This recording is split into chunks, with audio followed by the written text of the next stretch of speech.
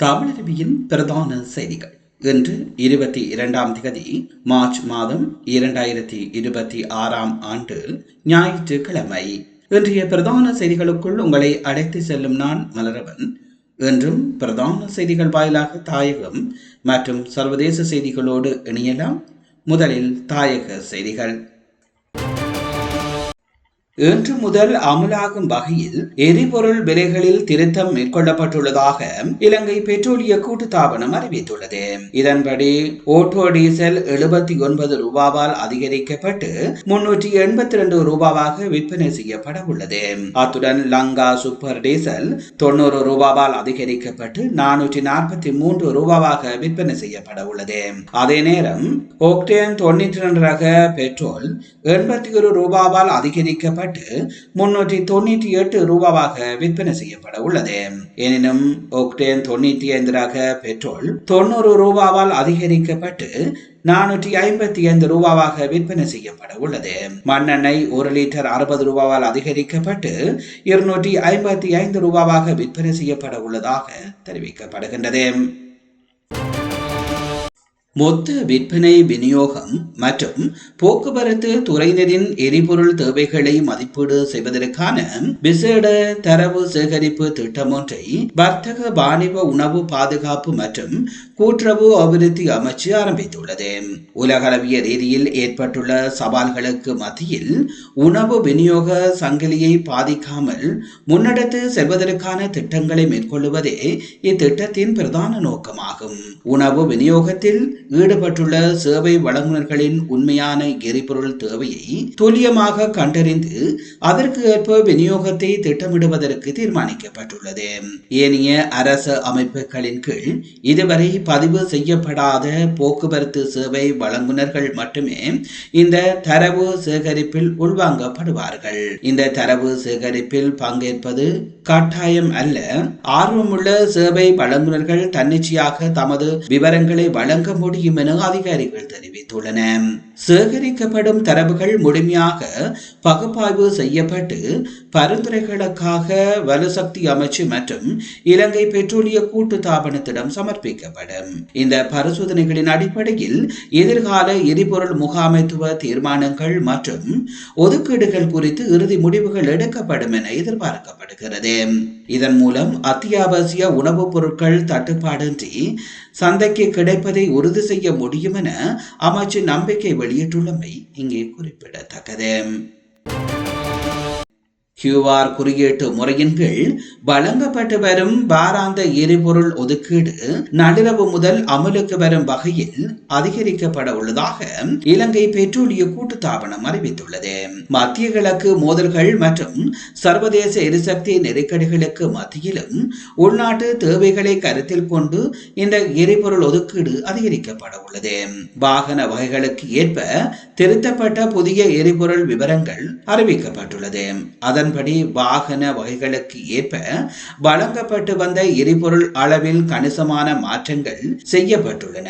குறிப்பாக சிற்றுந்துகளுக்கான ஒதுக்கீடு 15 லிட்டரிலிருந்து 25 லிட்டராகவும் சிற்றூர்திகளுக்கான ஒதுக்கீடு 40 லிட்டரிலிருந்து 50 லிட்டராகவும் அதிகரிக்கப்பட உள்ளது. அத்துடன் பேருந்துகளுக்கான எரிபொருள் ஒதுக்கீடு 60 லிட்டரிலிருந்து 100 லிட்டராகவும் முச்சக்கர வண்டிகளுக்கான ஒதுக்கீடு 15 லிட்டரிலிருந்து 20 லிட்டராகவும் உயர்த்தப்பட உள்ளது. உந்துருளிகள் மற்றும் குவார்டர் சைக்கிள் ஆகியவற்றுக்கு தலா 8 லிட்டர் எரிபொருள் இனி வழங்கப்படும் என அறிவிக்கப்பட்டுள்ளது.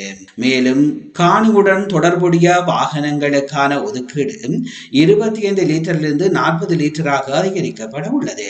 எனினும் பார ஊர்தி மற்றும் விசேட தேவைகளுக்கான வாகனங்களுக்கு 40 லிட்டர் வழங்கப்பட்டு வந்த பழைய ஒதுக்கீட்டில் எவ்வித மாற்றங்களுமின்றி தொடர்ந்தும் அதே அளவு எரிபொருள் வழங்கப்படும் என அறிவிக்கப்பட்டுள்ளமை இங்கே குறிப்பிடத்தக்கது.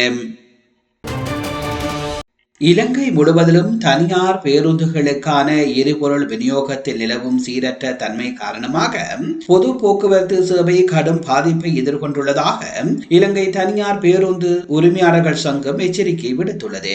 இது குறித்து கருத்து தெரிவித்துள்ள சங்கத்தின் தலைவர் ஹெமுனு விஜயரத்ன, முறையான எரிபொருள் ஒதுக்கீட்டு வழிமுறை இல்லாததால் பேருந்து உரிமையாளர்கள் எரிபொருட்களை பெற்றுக்கொள்வதில் பெரும் சிரமங்களை எதிர்கொள்வதாக குறிப்பிட்டார்.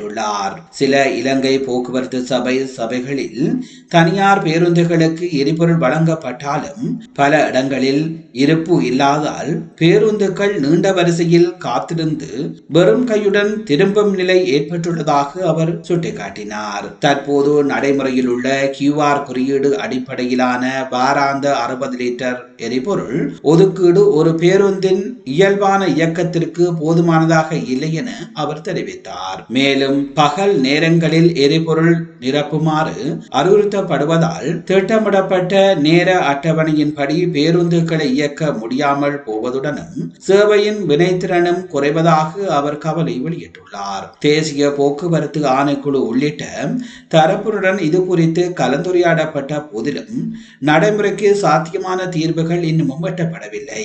சுமார் 1700 நீண்ட தூர பேருந்துகளுக்கு ஒதுக்கீட்டு முறை அறிவிக்கப்பட்டாலும் அதன் அமுலாக்கம் இன்னமும் தெளிவற்ற நிலையில் உள்ளது. தற்போதைய எரிபொருள் கையிருப்பு தீர்ந்து வருவதால் இந்த நிலை தொடர்ந்தால் வரும் நாட்களில் பேருந்து சேவைகள் 50% வரை குறைக்கப்படலாம் எனவும் அவர் எச்சரித்துள்ளார். எனவே போக்குவரத்து நெருக்கடியை தவிர்க்க இலங்கை பெட்ரோலிய கூட்டுத்தாபனம் மற்றும் போக்குவரத்து அதிகாரிகள் இணைந்து நம்பகமான எரிபொருள் ஒதுக்கீட்டு முறையை உடனடியாக நடைமுறைப்படுத்த வேண்டும் என அவர் கோரிக்கை விடுத்துள்ளமை இங்கே குறிப்பிடத்தக்கது. ஜாழ்ப்பாண பல்கலைக்கழகத்தின் சித்த ஆயுர்வேத மருத்துவ பீட பெண் விரிவுரையாளர் ஒருவர் கொலை செய்யப்பட்டமை குறித்து பல்வேறு தகவல்கள் வெளியாகியுள்ளன. ஆரம்ப கட்ட தகவலின்படி குறித்த விரிவுரையாளர் கழுத்து நெரிக்கப்பட்டு கொலை செய்யப்பட்டுள்ளமை தெரிய வந்துள்ளதாக விசாரணைகளை மேற்கொண்டு வரும் அதிகாரி ஒருவர் தெரிவித்துள்ளார். குறித்த சம்பவம் நேற்று முன்தினம் இடம்பெற்ற நிலையில் அது தொடர்பில் கொலை செய்யப்பட்ட விரிவுரையாளரின் மகளின் கணவரும் கைது செய்யப்பட்டுள்ளதாகவும் அதனைத் தொடர்ந்து விசாரணைகள் மேற்கொள்ளப்பட்டு வருவதாகவும் தெரிவிக்கப்படுகின்றது. நீங்கள் பார்த்துக் கொண்டிருப்பது தமிழரபியின் பிரதான செய்திகள் வாயிலாக தாயக செய்திகள். இனி தொடர்ந்தும் இடம்பெறுபவை சர்வதேச செய்திகள். ஹோர்மோஸ் நீரிணையானது வெறும் எண்ணெய் போக்குவரத்திற்கான பாதை மட்டுமல்ல, அது சுமார் 100 மில்லியன் மக்களின் உணவு மற்றும் குடிநீர் தேவைகளை பூர்த்தி செய்யும் மிக முக்கியமான விநியோக பாதை என CNN செய்தி சேவை தெரிவித்துள்ளது.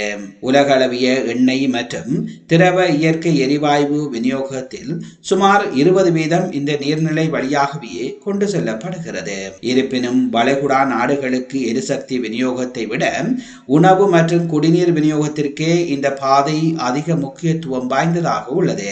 வளைகுடா நாடுகளில் கோடை காலத்தில் வெப்பநிலை 50 செல்சியஸை தாண்டுவதுடனும் விவசாயம் செய்யக்கூடிய நிலப்பரப்பு குறைவாகவே உள்ளது. இதனால் இந்த நாடுகள் தமது உணவு தேவையின் பெரும் பகுதியை இறக்குமதி மூலமையே பூர்த்தி செய்கின்றன. சவுதி அரேபியா தனது உணவு தேவையில் 80% அதிகமானவற்றை இறக்குமதி செய்கிறது. ஐக்கிய அரபு அமீரகம் சுமார் 90% உணவு இறக்குமதியை செய்கிறது. கட்டார் தனது உணவு தேவையில் 98% இறக்குமதியே செய்யப்படுகின்றது. ஈராக் 2 முக்கிய ஆறுகள் இருந்த போதிலும் அதன் உணவு இறக்குமதியின் பெரும்பகுதி இந்த நீர்நிலை வழியாகவே நடைபெறுகிறது. ஈரானுடன் அமெரிக்கா மற்றும் இஸ்ரேல் மேற்கொள்ளும் மோதல் போக்குகள் இந்த முக்கிய கடல் பகுதியை பாதிக்கும் என்பதால் அது வளைகுடா பிராந்தியத்தின் உணவு விநியோகத்தை முடக்கும் அபாயத்தை ஏற்படுத்தியுள்ளது. வளைகுடா அரபு நாடுகளின் குடிநீரின் பெரும்பகுதி கடல் நீரிலிருந்து உப்பை நீக்கும் ஆலைகள் மூலம் பெறப்பட்டாலும் உணவுக்காக அவர்கள் வெளிநாடுகளையே முழுமையாக சார்ந்துள்ளனர். தற்போது வர்த்தக கப்பல்கள் மீதான தாக்குதல்கள் காரணமாக இப்பாதை பெரும் அச்சுறுத்தலுக்கு உள்ளாகியுள்ளது. ஈரான் கூட தனது வர்த்தகத்தின் பெரும் பகுதியை ஹோர்முஸ் நீரிணை மூலமையே மேற்கொள்கிறது என்பதை குறிப்பிடத்தக்கது. ஐரோப்பிய ஒன்றியத்தின் உறுப்பு நாடுகளுக்கு தமது இயற்கை எரிவாயு சேமிப்பு திறனை குறைக்குமாறு அறிவுறுத்தப்பட்டுள்ளதாக சர்வதேச ஊடகங்கள் செய்தி வெளியிட்டுள்ளன.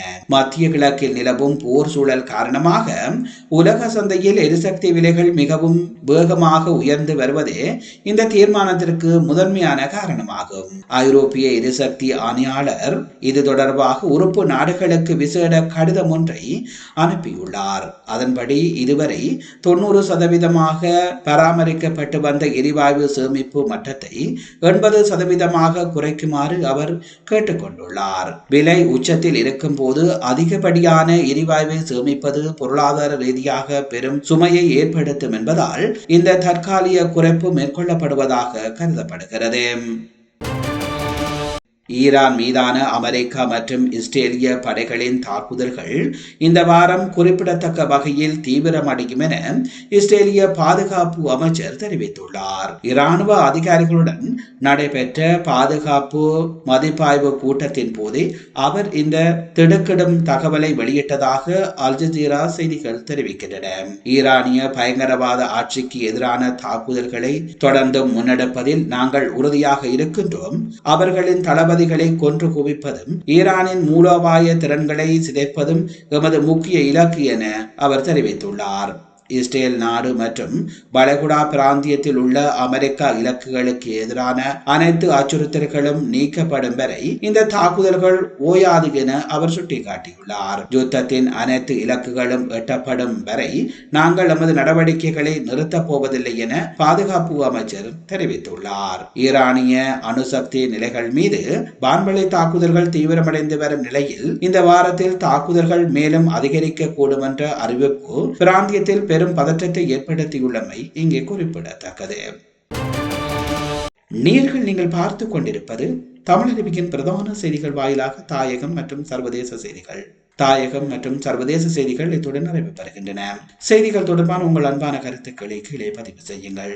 அத்தோடு எமது சேனலை உங்கள் உறவுகள் நண்பர்களுக்கும் தெரியப்படுத்துமாறு அன்பாக கேட்டுக்கொள்வதோடு தமிழருவியோடு இணைந்திருந்த அத்தனை நேயர்களுக்கும் நன்றிகளை தெரிவித்துக் கொள்வதோடு மீண்டும் இன்னும் ஒரு பிரதான செய்திகள் வாயிலாக உங்களை சந்திக்கின்றேன். அதுவரையில் உங்களிடம் விடைபெறும் நான் என்றும் உங்களுடன் இணைந்திருக்கும் மலரவன்.